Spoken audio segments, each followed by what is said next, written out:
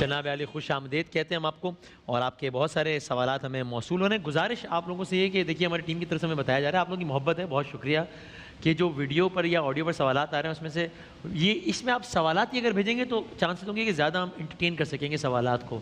تو ظاہر ہے ابھی اس رمضان کا سلسلہ ہے کہ یہاں آڈینس تو unfortunately we would love to have you here, لیکن ایسا ممکن نہیں. اکثر ہمیں میسیجز اس نوعیت کے بہت آ رہے ہوتے ہیں کہ ہم پروگرام میں شرکت کرنا چاہتے ہیں تو کیا کریں، یا ملاقات کرنا چاہتے ہیں. آپ لوگوں کی بہت بہت ذرا نوازی، بہت محبت ہے آپ لوگوں کی. اگر اس میں اگر صرف سوالات بھیجیں گے تو ذرا ٹیم کو بھی آسانی رہے گی، ان کو چھنی سے گزار کے سوالات فائنل کرنے میں. یہ گزارش اور مختصر نوعیت کا straight to the point question ہوگا تو اس کی شمولیت کے امکانات اتنے ہی بڑھ جائیں گے انشاءاللہ. جناب قبلہ مفتی عامر صاحب تشریف فرما ہے، جناب مفتی سہیل امجدی صاحب، قبلہ رضا داؤدانی صاحب اور شجاع الدین شیخ صاحب. سوالات سے آغاز کر لیں تو دیکھتے ہیں پہلا سوال کیا ہے، سنائیے گا جی. میرا سوال یہ ہے کہ میں اپنے والدین کے ساتھ بہت ہی اچھا سلوک کرتا ہوں، لیکن بدلے میں والدین کی جو رویہ ہے میرے ساتھ بہت زیادہ خراب ہے میرے ساتھ، مجھے وہ بتائے. اچھا، میں والدین کے ساتھ بہت اچھا سلوک کرتا ہوں، بدلے میں والدین کا رویہ میرے ساتھ بہت خراب ہے. بسم اللہ الرحمن الرحیم. والدین کے ساتھ سلوک کے تعلق سے ہم نے کافی تفصیل کلام بھی کیا، اور آخری بات یہی ہے کہ دیکھیے اگر خدا نہ خواستہ، ویسے تو ایسے سوال کے موقع پہ دل میں بات آتی ہے کہ تصویر کا دوسرا رخ بھی ہمارے سامنے آ جائے. بالکل، کمپلیٹلی ایگری، صحیح بات، میری بات. لیکن دوسری بات ہے کہ بالفرض محال اگر والدین کا سلوک بقول ان کے اگر درست نہیں ہے تو ہمارے لیے کسی کا غلط ہونے کی دلیل نہیں ہے. اور ماں باپ وہ ہیں کہ ان کا ہم حق ادا کر ہی نہیں سکتے، اسی لیے اللہ ان کے حقوق کو بیان کرنے کے بعد بھی کہتا ہے دعا کرو رب ارحمہما کما ربیانی صغیرہ، کہ اے میرے رب تو ہی رحمت ان پر نازل فرما، جیسے کہ میں چھوٹا تھا شفقت کے ساتھ انہوں نے میرے ساتھ معاملہ کیا تھا. اور ہو سکتا ہے کہ ماں باپ بڑھاپے میں ہوں، جی جی، اور بڑھاپے میں خاص قرآن کی تاکید ہے تو اس میں تو بھائی صبر، برداشت، اپنے کاندھوں کو عاجزی سے جھکائے رکھنا، اس خدمت پر بھی اجر ملے گا اور صبر پر بھی اجر ملے گا. ہماری تو یہ ریکمنڈیشن ہے. جزاک اللہ، بالکل ٹھیک، بالکل ٹھیک. جی سنائیے گا اگلا سوال. ایانا، میں اسلام آباد سے بات کر رہا ہوں. میرا سوال یہ ہے کہ ہم لوگ عید کی نماز گھر میں ادا کر سکتے ہیں؟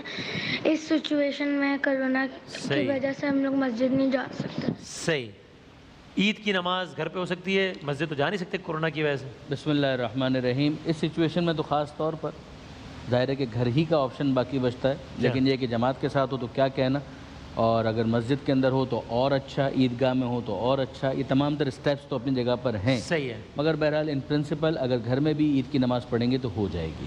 یعنی فقہ جعفریہ میں فقہی طور پہ عید کی نماز گھر پہ میں ہو اور یہ فرادہ بھی ہو سکتی ہے اور با جماعت بھی ہو سکتی ہے. جی ہاں، اس کا اصل ڈیکورم تو یہی ہے کہ وہ جماعت کے ساتھ ہو، لیکن بہرحال فرادہ کے حوالے سے بھی نماز جمعہ والی سختی نہیں ہے.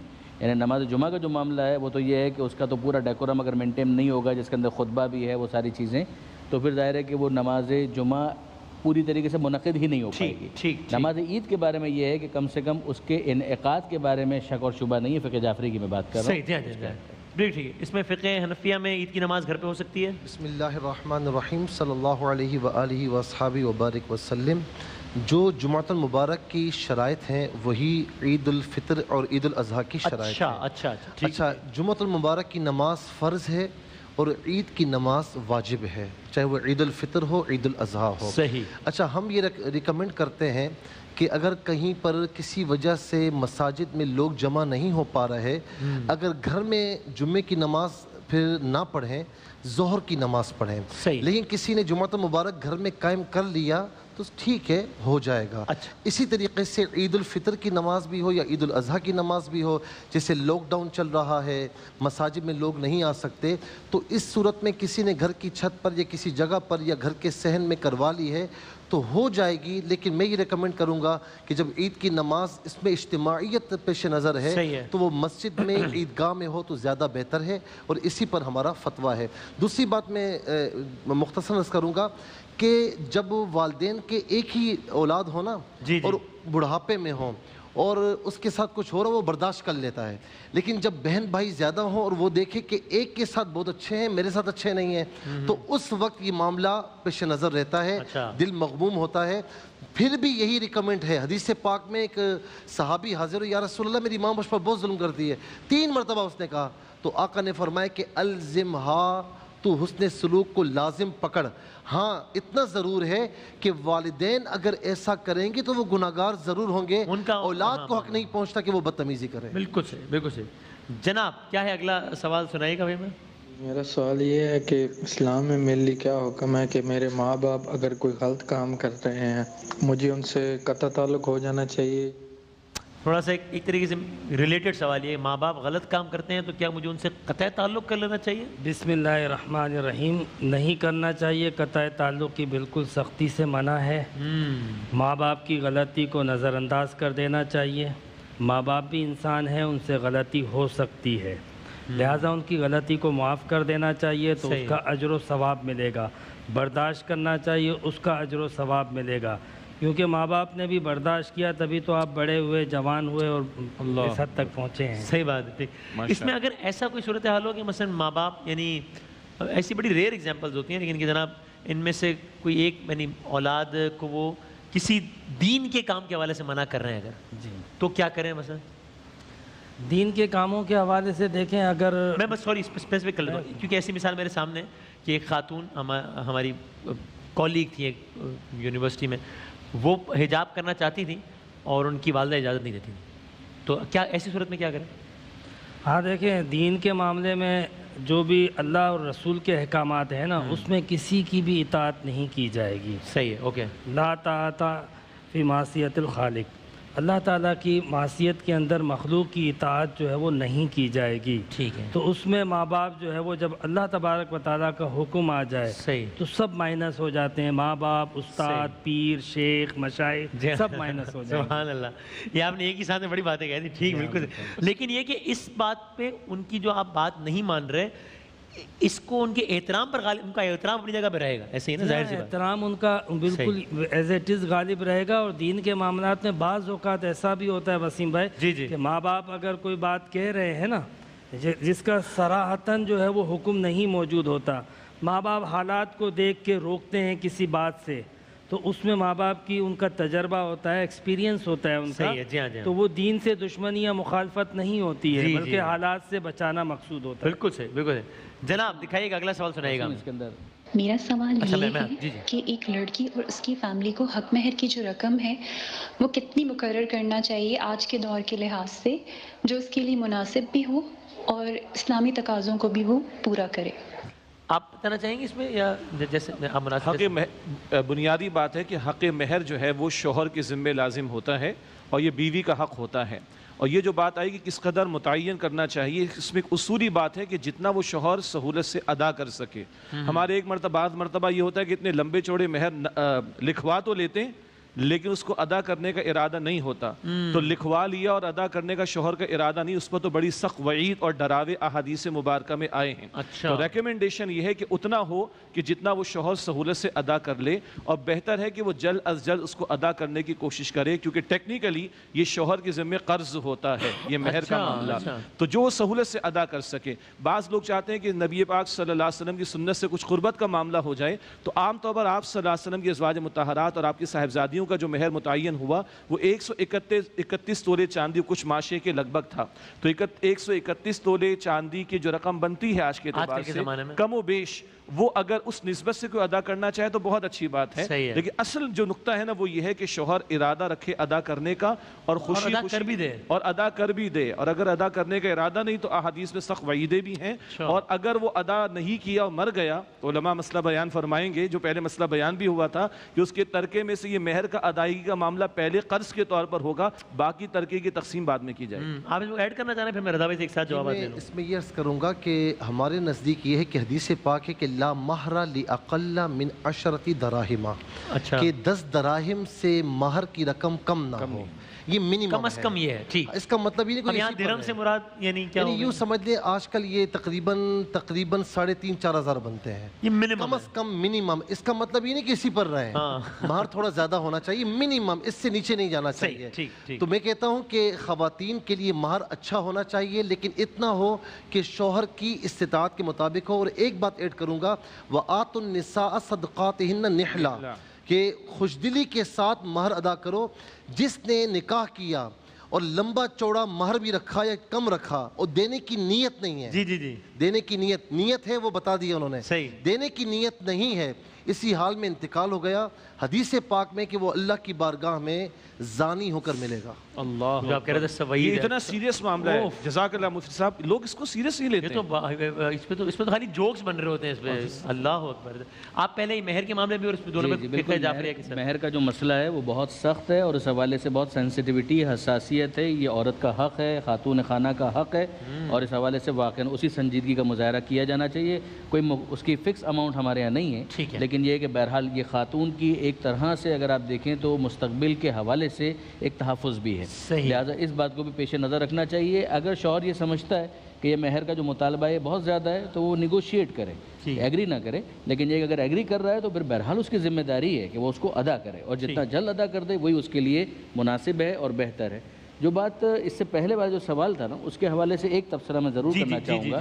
واجبات کا جہاں تک معاملہ ہے, واجب نمازیں, واجب روزہ, واجب حج, اس کی تو بات ہی نہیں ہو سکتی. لا طاعۃ للمخلوق فی معصیۃ الخالق, کہ ظاہر ہے کہ یہ مولا علی کا بھی قول ہے کہ کوئی اطاعت نہیں ہو سکتی مخلوق کی اگر معصیت خالق ہو رہی ہے. صحیح ہے. مستحبات کی جہاں تک بات ہے, اس کے اندر ہمارے فقہا نے یہ کہا ہے کہ اگر والدین کو اذیت ہو رہی ہے, جو ان کی مادری شفقت کی وجہ سے جو ان کو اذیت ہوتی ہے کہ میرا بچہ ہے, یہ واجب روزوں کی بات نہیں ہو رہی ہے, مثلا ایک نفلی روزہ ہے وہ رکھ رہا ہے اور میں اس کو بھوکا نہیں دیکھ سکتی, اگر وہ ماہ رمضان میں یہ بات کریں تو ایکسیپٹیبل ہو جائے گی بات. لیکن حجاب کی جس طریقے سے بات آئی تھی, ناٹ ایکسیپٹیبل. لیکن اگر نفلی روزوں کی بات ہے, نفلی نماز کی بات ہے, تو بچہ اپنی ماں کو کنونس کرے, بیٹا بیٹی کنونس کرے پیار سے, محبت سے. لیکن اگر وہ راضی نہیں ہوتے ہیں تو ماں باپ کی بات یہاں پر بھی مقدم ہے. اچھا صحیح. ایک اگلا سوال بھی آپ سن لیجئے پھر جی بتائیے گا جناب, سوال دکھائیے. علماء اکرام سے میرا سوال ہے کہ جب میرا سانس بہت زیادہ خراب ہو جائے, میں انہیلر لے سکتی ہوں؟ روزہ تو نہیں ٹوٹتا اس سے؟ سانس خراب ہو جائے تو انہیلر لے سکتی ہیں؟ مجبوری میں انہیلر کے استعمال میں حرج نہیں ہے. اس میں وہ جو آپ ہمیشہ مثلا بتاتے ہیں کہ حلق سے نیچے والا, تو وہ اس کے حوالے سے بھی ڈاکٹرز بڑے پریسائز ہیں, اور کہتے ہیں کہ اس سے جو ہے وہ جو اسپرے جو ہوتا ہے وہ سانس کی نالی میں جاتا ہے, وہ کھانے کی نالی میں جاتا نہیں. یہ ڈاکٹر سے میں نے پوچھا تھا. اچھا اوکے. اور اس کے حوالے سے چونکہ ان کا ایک دم پریسائز یہ کامنٹ ہے, لہٰذا میں اس پر اعتماد کر رہا ہوں, اس لیے کہ اس کے اندر انہی کی تشخیص جو ہے وہ معتبر ہے. اس میں کیا ہے فقہ حنفیہ کا انہیلر کے حوالے سے؟ ہمارے یہاں پہ یہ زیادہ تر تو رائج یہی ہے, علماء کرام نے اجتہاد کر کے فتویٰ دیا ہے کہ انہیلر استعمال کر سکتے ہیں. میری رائے یہ ہے کہ جب بھی کوئی مریض ہونا تو مریض کو جب اللہ نے رخصت دے دی ہے تو اس رخصت کو اویل کرے. ایک شخص ہے جو ذرا ولنریبل ہے لیکن اس نے صحت ٹھیک تھی اس لیے روزہ اختیار کر لیا, اب درمیان میں اس کی صورتحال ایسی ہوگی کہ اس کو انہیلر لینا پڑے گا. ہے نا روزہ, جی یہ ایک فزیکل چیز ہے, اس میں بھوک اپنے آپ کے اوپر طاری کرنی پڑتی ہے, اور بیماری اور بھوک یہ دونوں مس میچ کرتے ہیں, آپس میں کنٹراسٹ کرتے ہیں, میچ نہیں کرتے ہیں, ایک دوسرے سے ریلیٹ اور ایک دوسرے کو سپورٹ نہیں کرتے ہیں. اچھا, اس لیے اللہ نے کیٹیگوریکل کہہ دیا کہ فمن کان منکم مریضا او علی سفر فعدۃ من ایام اخر.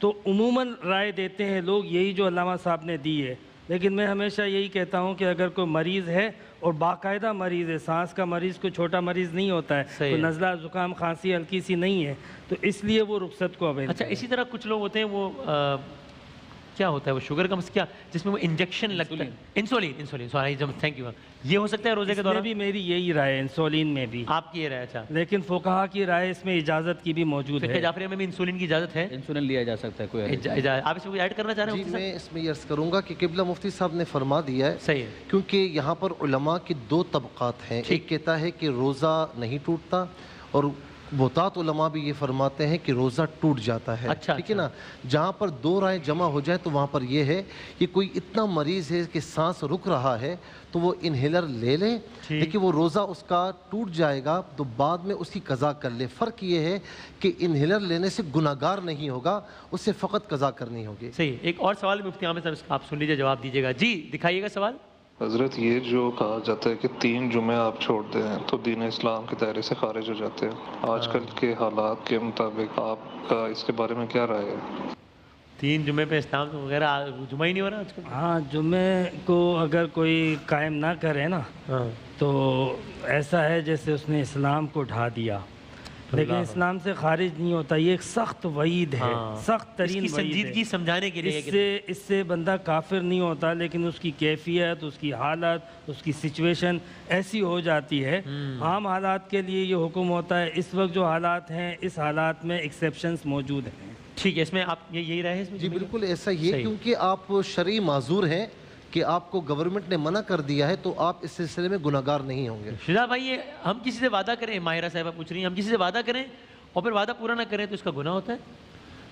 پہلی بات ہے کہ ہمارے معصومانہ سوال ہے، جی بڑا معصومانہ سوال ہے، لیکن دین اس کو بہت زیادہ اہمیت دیتا ہے۔ ہماری وائف کے نام پر ہے ویسے ماہرہ، ہمارا جملہ مشہور ہے کہ ہمارے معاشرے کا کہ وہ وعدہ ہی کیا جو وفا ہو جائے، جی جی جی جی، اور وہ قرض ہی کیا جو ادا ہو جائے، انا للہ و انا الیہ راجعون۔ اگین سمتھنگ جس کا مہر کی طرح سے مذاق اڑا رہا جی جی اچھا، اللہ سبحانہ وتعالی نے قرآن میں سورہ بنی اسرائیل کی آیت 34 میں فرمایا کہ ان العہد کان مسئولا، اللہ فرماتا ہے بے شک وعدے کے بارے میں سوال کیا جائے گا۔ اللہ کے رسول علیہ السلام اکثر خطبات میں جملہ عطا فرماتے، لا دین لمن لا عہد لہ، اس کا کوئی دین نہیں جو عہد کی پاسداری نہ کرے۔ اور منافق کی جو نشانی اللہ کے رسول علیہ السلام نے بیان فرمائی اس میں یہ بھی کہ جب بھی وعدہ کرتا ہے اس کو توڑتا ہے، وہ خلاف ورزی کرتا ہے۔ کبھی مسٹیک ہو گئی، غلطی ہو گئی، معافی مانگ لیں، انشاءاللہ معاملہ سیٹل ہو جائے گا۔ لیکن ایک عادت بنا لی ہے کہ وعدے جھوٹے وعدے کرنا، تو یہ تو منافقین کی جو صفات بیان کی گئی، علامات بیان کی گئی، اس میں یہ بات شامل ہے، جس کو لائٹ نہ لیا جائے۔ یہ جو ہم نے کہا معاشرہ کہتا ہے وعدے کے جو وفا ہو جائے، اللہ تو پوچھے گا اس کے بارے میں۔ اور قرض میں ساتھ ساتھ جوڑ دوں، وہ قرض ہی کیا جو ادا ہو جائے۔ اللہ کے پیغمبر علیہ السلام اس مقروض کا جنازہ نہیں پڑھاتے تھے جس کے قرض کے ادائیگی کا اہتمام نہ ہوتا۔ آپ فرماتے تم پڑھو، میں نہیں پڑھاتا اس کا جنازہ۔ رسول اللہ کی شفاعت کا یہ دعا سے محرومی کا معاملہ۔ حضور فرماتے ہیں کہ شہید کے سارے گناہ معاف ہو جاتے، اس کا قرض معاف نہیں ہو جاتا۔ شہید کے بارے میں؟ شہید کے بارے میں سارے گناہ معاف ہو جاتے، قرض معاف نہیں ہوتا۔ اور بھائی یہ ہمارا جو ٹیسٹ ہے نا وسیم بھائی، نمازوں میں، روزوں میں، تراویح میں، حج میں، عمرے میں ہے، ہمارا امتحان ہے، کم ہے۔ ہمارا زیادہ ٹیسٹ ہے معاملات کے اندر، ڈیلنگز کے اندر۔ خدا کی قسم اس معاملے میں ہمیں بہت زیادہ محنت کی ضرورت ہے۔ لیکن وضاحت کر دیں کہ قرض معاف کروانے کا یعنی قرض لے کر نہ دینے میں صرف وہی آدمی تو نہیں آتا نا جس نے بینک سے 6.5 ارب روپے کا کر دیا اور معاف کروا لیا۔ میں نے بھی کسی سے کہا کہ یار یہ 1000 روپے دے دو، میں پرسوں واپس کر دوں گا، پھر نہیں کیے تو یہ اس کا اطلاق ہو جائے گا نا اس 1000 روپے؟ قرض ہی ہے، بلکہ آپ کی بات کو آگے بڑھاتے ہوئے قرآن کی سب سے طویل آیت کس موضوع پر ہے؟ نماز پر نہیں، زکوٰۃ پر نہیں، روزے پر نہیں، حج پر نہیں۔ قرآن کی سب سے طویل آیت البقرہ آیت 282 قرض کے معاملے پر ہے۔ اور قرآن کہتا ہے چھوٹا ہو معاملہ بڑا، تعلیم یہ دی گئی ہے کہ اس کو لکھا کرو، تو چاہے 6 ارب کا ہو یا 600 کا ہو یا 600 کا، قرض اس قرض۔ اللہ اکبر، جزاک اللہ۔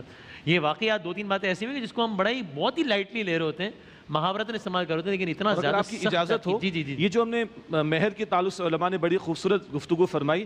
ہمارے ایک تصور ہے لوگوں کا بگڑا ہوا کہ مہر کا تعلق طلاق سے، انا للہ و انا الیہ راجعون۔ اور بھائی مہر کا تعلق نکاح سے ہے، اور آخری بات اس میں نکاح سے ہے، طلاق سے نہیں ہے۔ جی، اور ساری زندگی کی حفاظت کی ذمہ داری جس مرد پر ہے اور ایٹ دا ٹائم آف نکاح وہ مہر دینے میں پس و پیش کر رہا ہے، معاف کیجئے گا ذرا سخت بات نہ ہو جائے، اس بندے سے کیا توقع رکھی جائے گی کہ پوری زندگی کی حفاظت کی ذمہ داری ادا کرے؟ اللہ اکبر، اللہ جزاک اللہ۔ ایک وقفہ لیتے ہیں، پھر آج جو علماء کرام کے ساتھ جو ہماری جو سحر کے درس ہے اس میں وہ جو ہماری کل بات ایک رہ گئی تھی، کیونکہ کل ظاہر ہے کل کے دن کی کئی مناسبتیں تھیں، تو ہم اس حوالے سے بات کر رہے تھے کہ وہ جو آپ لوگوں نے کہا تھا کہ کچھ دعاؤں کی خاص تعلیم دی ہے سرکار دو عالم صلی اللہ علیہ وسلم نے قرآن، تو وہ پھر انشاءاللہ وہ ہم سحر کے دسترخوان پہ ڈسکس کریں گے انشاءاللہ۔ ایک وقفے کے بعد ہمارا کوئز کا پروگرام شان علم انشاءاللہ۔ یہی ماہ